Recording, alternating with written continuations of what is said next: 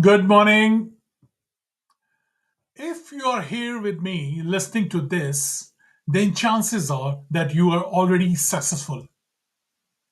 At least more successful than most of your peers and family, and probably more successful than most of the people in your line of work and industry. How do I know that?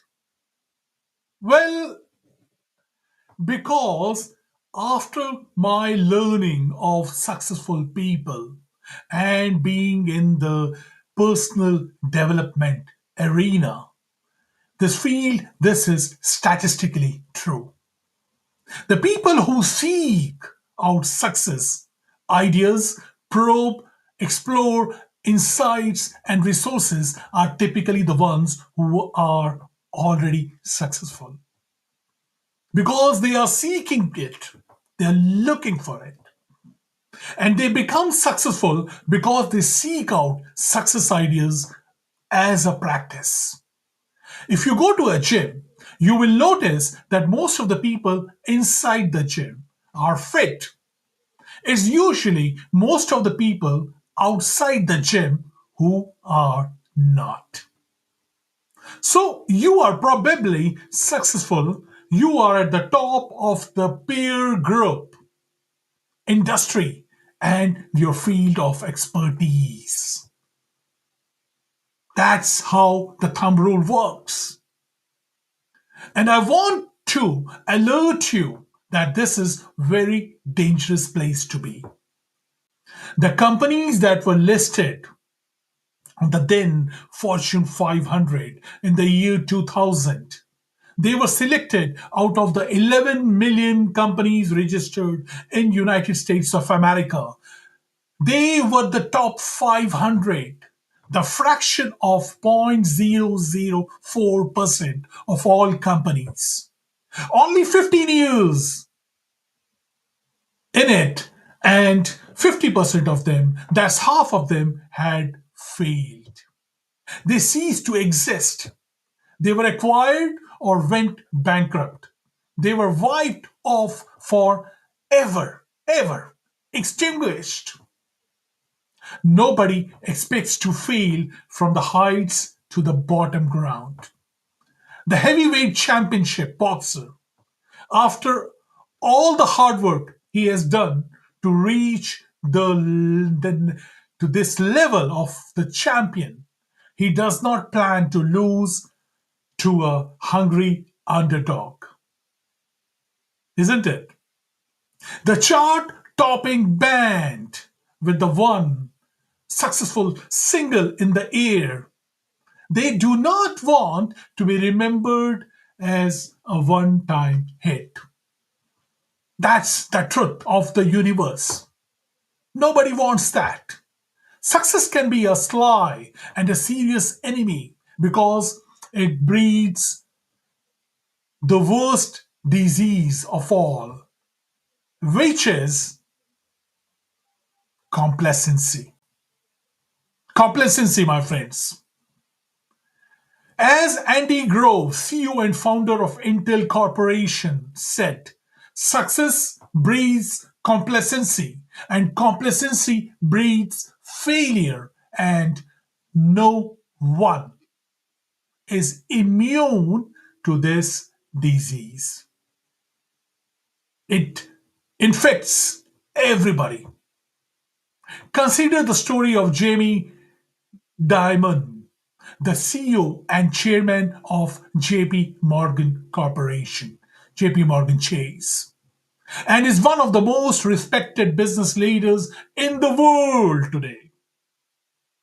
Jamie expertly steered the company through the global financial crisis of 2008 and was named on the Top Gun's CEO in the world at that time.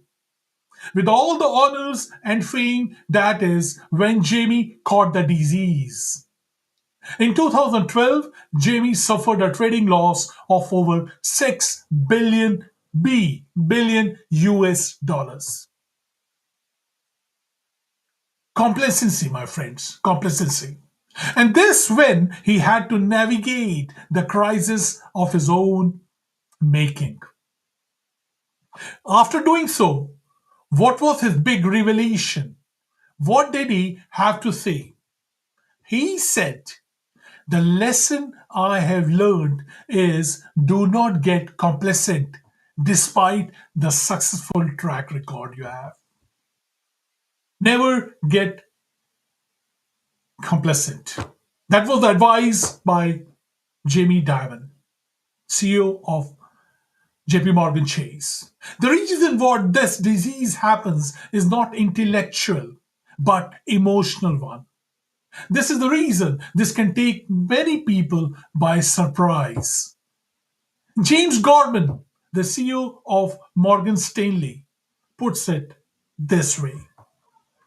The problem with successful is that everybody tells you that you have all the answers. This could be comforting to your ego, but very, very dangerous in core. Such a true words. So the next question in mind comes is how you prevent yourself of this dangerous, contagious disease or eradicating it if you have already contacted it. How do you do that? That's the question. Here are the four steps what I have learned from my years of studies of successful people. Number one, step up your learning. Become aggressively curious. Constantly seek new knowledge. Feed your growth mindset every day. Read, watch, listen, study, observe, question, probe, and explore. Number two, challenge your assumptions. Seek new ideas relentlessly. Seek outside counsel. Seek outsider perspective. Get outside of your ecosystem. You need to observe yourself from the outside, from a site to your organization and your entrepreneurship. Do it as from the outside, as an outsider. Number three, define your next growth curve.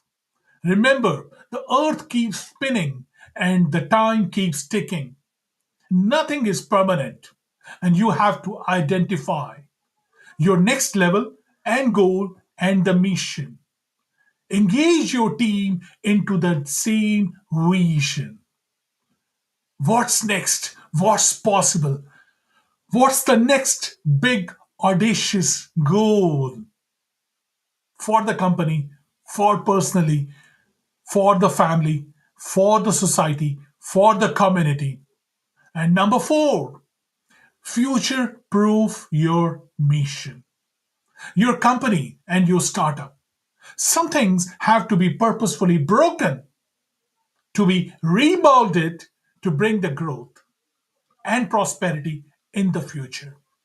You have to push innovation and force adaptation into your culture. So take a good look in the mirror. Are you complacent?